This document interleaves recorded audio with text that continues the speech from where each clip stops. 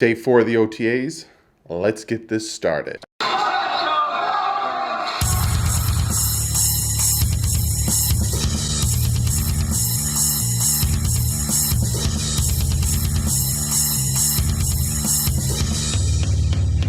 What's up, Fin fans? So it is day 4 of the OTAs, not open to the media, so I don't have the play-by-plays.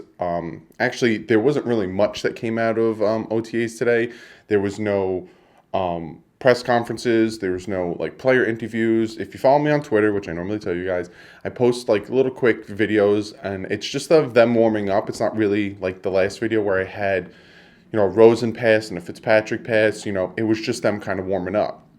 So today, again, it's close to the media, but I have some things that I want to talk about. Some things that, Jakeem Grant injury update, which is actually very, very, very promising. Something that Brian Flores has said that I think is very interesting. And then there was someone from ESPN that predicted the Dolphins go 0-16. And I'm most definitely going to talk about that because I think that's But let's jump right into it and let's talk about real quick Brian Flores. You really, really, really get to see and you really get to understand how Brian Flores is dead set serious on his discipline and how fit he wants this team to be. Now, how is he dead set on it? What are the examples? For the fit part, they run. They run before practice, they run after practice, especially in that Miami Heat. Especially and when training camp comes in July, they run a lot, which is getting them their endurance up, getting them fit, hopefully less injuries. Good. The discipline aspect of it, every time they mess up, they have to run to that TNT wall and then run back. Again, keeps them in the mindset of being held accountable for their mistakes. So not only are now they fit because they have to keep doing this running, but now they'll know, all right, well, that's on me. I wasn't in my spot. I wasn't in my zone. I missed my tackle. I didn't, do the things I was supposed to do. It's on me. Discipline, fit, love it. So that's just the one thing. Then Jakeem Grant, if you guys noticed last week on Tuesday when I did the OTA video where I gave you guys a breakdown of the plays that were happening in OTA, I'm hoping it's open to the media tomorrow like it was last Tuesday. I haven't heard anything yet, but again, I really hope so.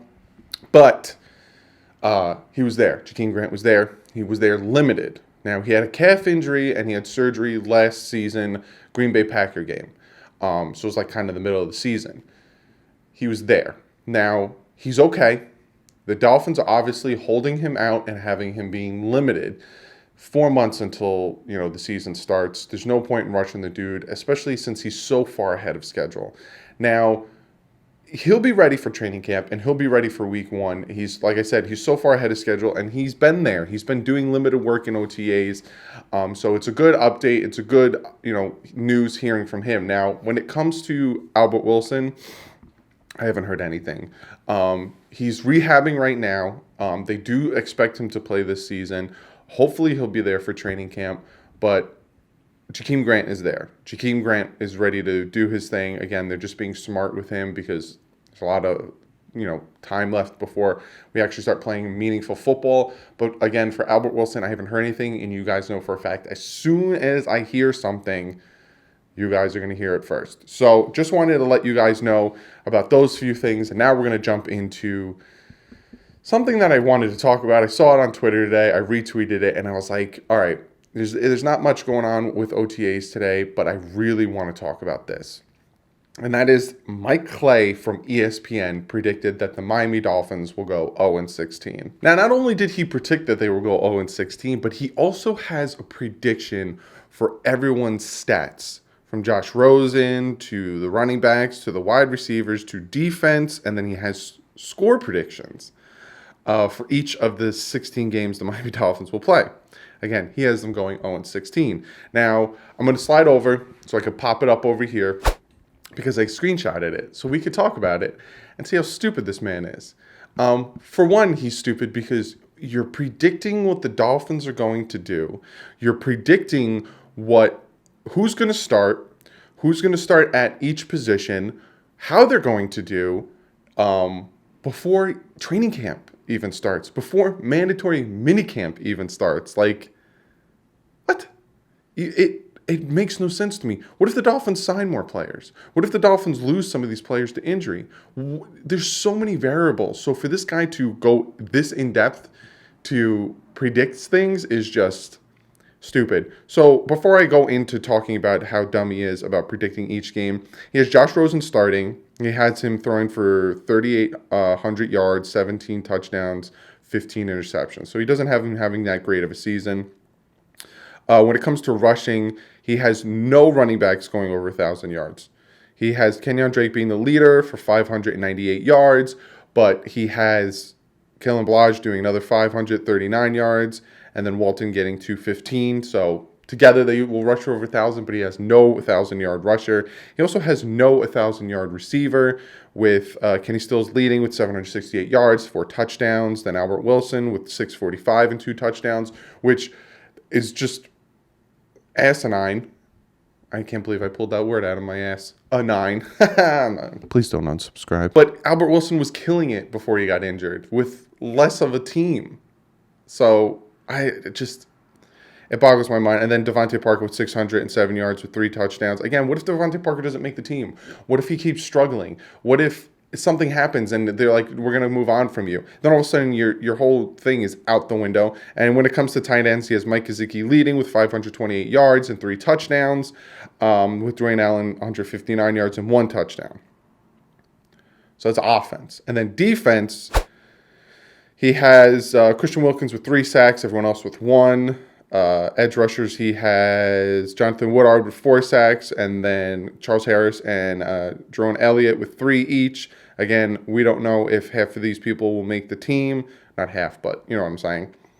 He has Jerome Baker with 1 sack. He has Kiko Alonso with 2 interceptions. He has Xavier Howard, right, with 3 interceptions. So he expects Xavier Howard to go from 7 interceptions, missing 4 games, to drop down to 3 interceptions.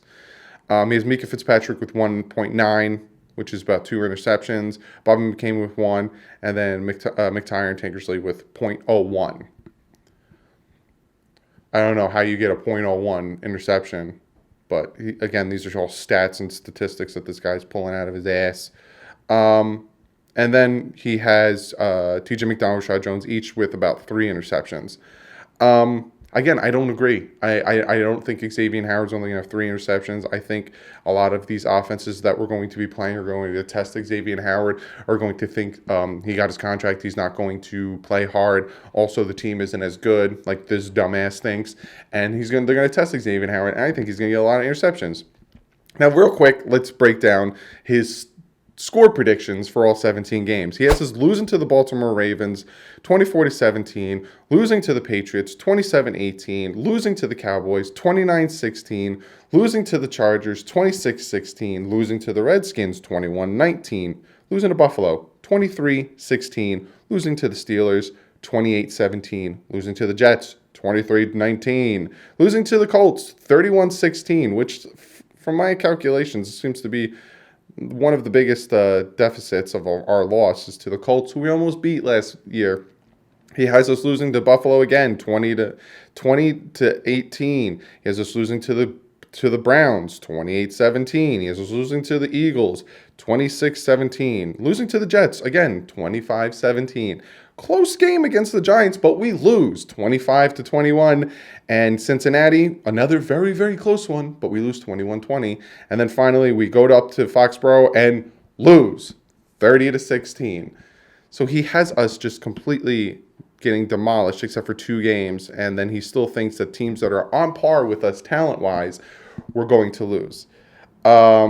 Here's just the starting offensive line being left tackle Tunsil, left guard Dierder, center Kilgore, right guard Davis, and then right tackle Jordan Mills, which I can see. But again, I'm not predicting anything.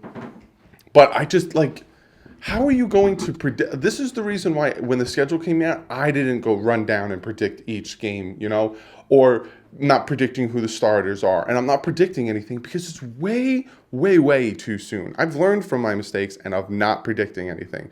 So I don't know. He must be bored. It is definitely a downtime in the NFL. So this guy must have been bored. But 0-16, the Dolphins are most definitely 100% not going 0-16. I said that last year. Last year, some people had us winning 2 games, 4 games, and I bet that I would shave my head if the Dolphins lost 1, 2 to 4 games, and they didn't. So I will bet it again. They're not going 0-16. I will guarantee they're not going 0-16. But comment below. Let me know what you guys think of Brian Flores and his determination and his discipline and making this team fit, which is a big difference from what we've seen in the past. Let me know what you guys think of Jakeem Grant and how quickly he's come back from that calf injury and how he's ready to go. Also, comment below. Let me know what you guys think of this dumbass who thinks the Dolphins are going 0-16 and just the horrible stats and how dumb it is to predict so early. But let me get to one of you guys' comments of the day. And this comment comes from Axel, and he says to me, has anybody heard any news about TJ Mcdonald and what position he's going to play? I picked this comment because I wanted to talk about the scheme. I talked about it in my live stream, so if you didn't see it, it'll probably be at the end of this video, be tagged. But a lot of people talking about the Dolphins doing the Patriot thing. They keep looking at Patriot stuff and saying, the Dolphins doing it the Patriots way. The Dolphins are, the Miami Patriots, all this stuff. And it drives me nuts. I talk about it and I break off things that I've seen that the Patriots do, but I don't necessarily like to think that they're doing it exactly the way the Patriots do it. I say that they take some schemes. I say that they take some ideas from the Patriots, but I don't think they're doing it exactly. So he's asking me what's going on with TJ Mcdonald. Have we heard anything? TJ Mcdonald is probably going to be, they have Mika Fitzpatrick doing the roaming, which again, it's not definite. We haven't seen anything. We'll know at training camp, but probably still going to be paired with Rashad. And I also expect TJ McDonald to play a lot at the line of scrimmage, especially with Rashad. Have them switching where they're both playing at the line of scrimmage and have Mika roaming and being that, safety in the middle of the field. But back to what I wanted to say really quickly about the Patriot way the Dolphins are doing, just because we have the Patriots, defensive guy. Because if I say defensive play call, everyone's going to be like, he didn't call the plays. It was Belichick. He called the plays. It was his defensive scheme. You can look at the 49ers, right? Back in the day, the 49ers were the first team to run the West Coast offense. And then the 49ers had a few coaches on their team that went on and become head coaches on other teams. And then all of a sudden that West Coast offense was going to other teams, but it was different. It wasn't the same West Coast offense that was installed with the 49ers. That is what Brian Flores is doing. He is taking the idea and the concept from the Patriots, but he's making it his own. He's doing his own thing. He's building his own type of team. He's building his own type of organization, defense and offensively. Also, he is going to be a head coach. Now, that's what I love about Brian Flores, and that's what I'm very excited about Brian Flores. He is not calling defensive plays, and he's not calling offensive plays. He has his dudes. That's why he got hired. He has been with the Patriots for about 12 years, and he's run 12 different positions, from scouting to offense to special teams to defense. He knows how to run a team because he's been in each of the departments. So that's why I'm really excited about Brian Flores, and that's why, the whole Patriot way is just... But to answer your question, I hope I did, Axel, TJ McDonald, he's probably going to be playing at the line of scrimmage or back, have him and Rashad Jones doing that, and having, Mika Fitzpatrick being a roamer. But, you never know. They could still trade him. He says his contract isn't that crazy, and they could trade him and just have Mika be at safety with Rashad. But thank you for the comment.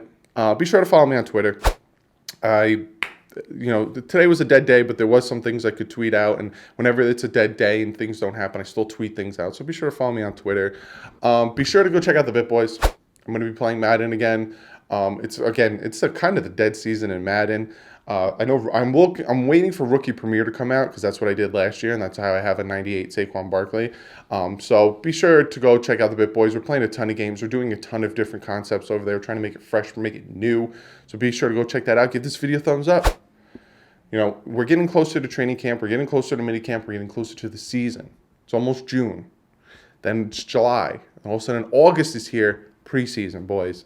Football's almost here. Give this video a thumbs up. Also, give this video a thumbs up. Lets me know that you enjoy what I do and you enjoy this type of video. Because if not, then I will change it up. Because I do what I do for you guys. Speaking of that, 5K. I talked about it in the live stream. talk about it one more time, and then I'm going to make a video this weekend. But I just want to thank you guys so much for helping me hit 5K. I'm thinking of going live either Friday or Saturday and doing a giveaway there, because I don't want to do a giveaway like I did last time where I had you guys comment below, you know, how you became a Dolphins fan, and then I would pick one of you guys, because I want to do it live and I want the winner to be, you know, live. I want them to instantly give me their information so I can instantly give them the giveaway, you know, versus doing it the way I did it and then someone not getting back to me and then I have to do it again and then they don't get, you know what I'm saying? So I'm thinking about doing it live, but I haven't determined it 100%. But I'm going to make a 5K special video for you guys. I want to thank you guys very much. But other than that, I will see you guys tomorrow. Tomorrow is another day OTAs. I'm hoping it's open and live to the media. And then Thursday is day 6 of the OTAs. And then we only have one more week of OTAs. And then they go on a little break. And then they got mandatory mini camp. And then another break. And then training camp. And then preseason. So I will see you guys tomorrow. But like usual, stay classy and fins up.